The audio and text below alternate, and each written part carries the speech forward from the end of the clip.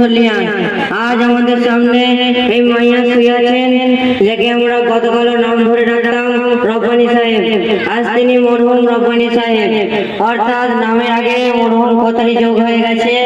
এই দৃশ্য আমাদের এটা মনে করে দেয় যে আমাদেরকে একদিন এই দুনিয়া ছেড়ে চলে যেতে হবে। ভাই সব এ এক কঠিন বাস্তবতা। দুনিয়ার মোহ আর ধন সম্পদ সব কিছুই পড়ে থাকবে, সকলকে যেতে হবে সেই অন্ধকার কবরে, যেখানে সাথী বলতে থাকবে শুধুই আমাদের আমল। সেখানে ফেরেশতারা আমাদের হিসাব নেবে। আজ যারা জীবিত আছি তারা ভাবছি কাল তওবা করবো, কাল ভালো মতো ফিরে আসবো। সেই কাল হয়তো কোনোদিনও আসবে না।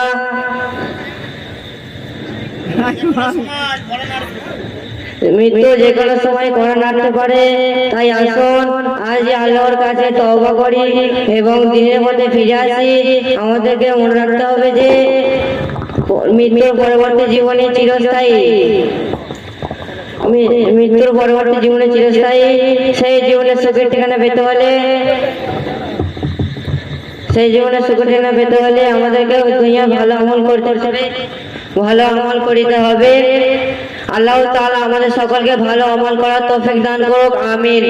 আসুন আমরা এই মরহুমের জানাজার নামাজ মাগফিরাত কামনা করি এবং যদি এই মরহুমের চলার পথে বলার পথে ভুল ত্রুটি হয়ে থাকে আপনারা আপনাদের অন্তঃস্থল থেকে মাফ করে দেবেন, এবং যদি কাউর কাছে ঋণ করে থাকে আপনারা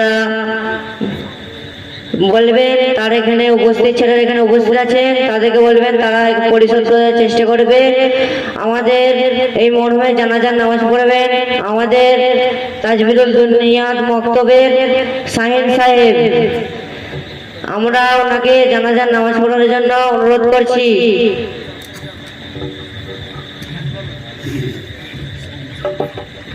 আসসালামু আলাইকুম ওয়া রাহমাতুল্লাহি ওয়া বারাকাতুহু। সকলে কাঁধে সিধা করে নিন এবং আপনাদের কাছে মোবাইল থাকলে সুইচ একটু বন্ধ করে নিন এবং সকলে নিয়ত করি এ মাইয়াতের মাগফিরাতের উদ্দেশ্যে 4 তাকবীর সহ ফরজে কিফায়া জানাজা নামাজ পড়ছি। ইমামের পিছনে কাবা শরীফ থেকে মুখ করে আল্লাহু আকবার সকলে নিয়ত করেন।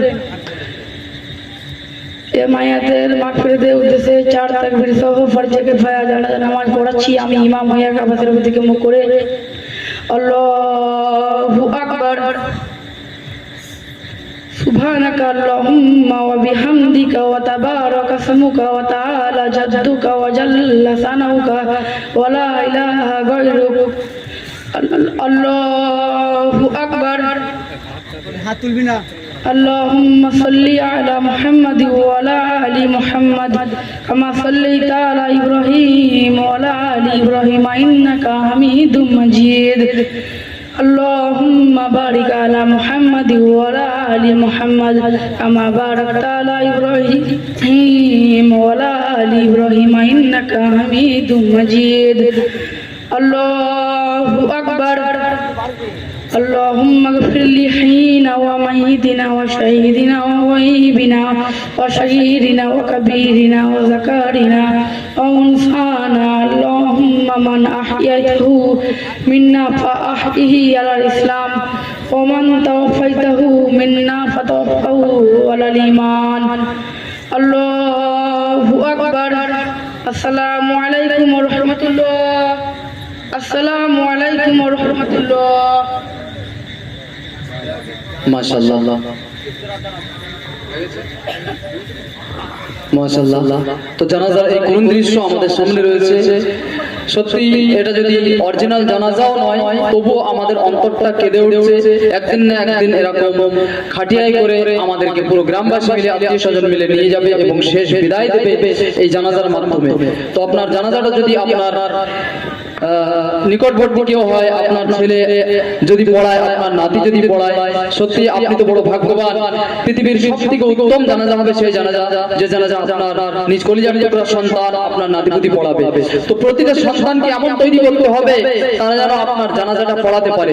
তো এরকম ভাগ্য কয়জনেরই বা জোটে। আল্লাহ পাক রব্বুল আলামিন কবুল করুন সমস্ত বাচ্চারা দিনিয়াত মুনাজ্জাম মক্তবের সুশীতল ছায়াতল তলে আশ্রয় গ্রহণ করেছে। আল্লাহ পাক তাদেরকে কবুল করুন, এবং যারা এখনো আসেনি তাদেরকে আমি অনুরোধ করব সমস্ত বাচ্চাকে এই মক্তবের ছায়াতলে নিয়ে আসার জন্য। এখন খাটিয়া নিয়ে চলে যাও কবরস্থানে, মায়ের থেকে দাফন করে দাও, নয়তো পচে যাবে। চলো নিয়ে চলে যাও। কাফন আমার আপন, কবর আমার ঘাটি, ওই কবরে যেতে হবে, রইবে না কেউ সাথী। ওই কবরে যেতে হবে, রইবে না কেউ সাথী। থাকতে হবে নিরালায়, একা একা ভাস্তনায়, চতুর্দিকে রবে শুধু মাটি। ওই কবরে যেতে হবে, রইবে না কেউ সাথী।